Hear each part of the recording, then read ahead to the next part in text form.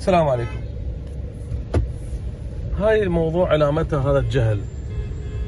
يعني مع الأسف الشارع حسر علينا انه نصير سايدين او سايد واحد. شوف هسه بعض الناس او انا من الناس نروح الكردستان نلقى هذا السايد الاقصى اليمين او اقصى اليسار من صادف. شوفوا يعني مع الاسف يظل فارق، كله فارغ هناك بالكردستان. هاي العالم ناس متطوره واحنا هنا لا، يجيك من السايد على السايد ياخذ 4 سايدات 5، المهم يعبر ذن السيارات البقيه.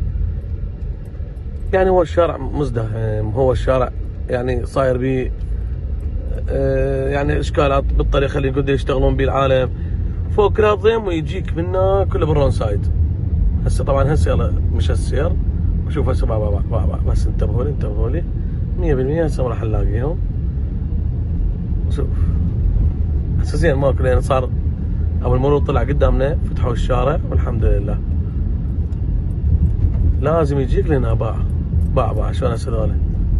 شوف خوف ذاك جاي بالرون باع. شوف يلا شوف يلا. هاي الى متى هذا الجهل؟ الى متى هذا الاختراف بالعقل؟ مخرف انا اعتبره مخرف، بشر مخرف مع الاسف والله. شوفوا بالرون سايد يجيك، طبعا السيارات كلها جايه بالرون سايد. تشوفون باع مع الاسف والله. هو شارع سايدين.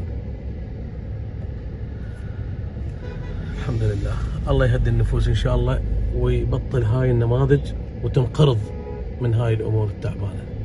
تحياتي لكم.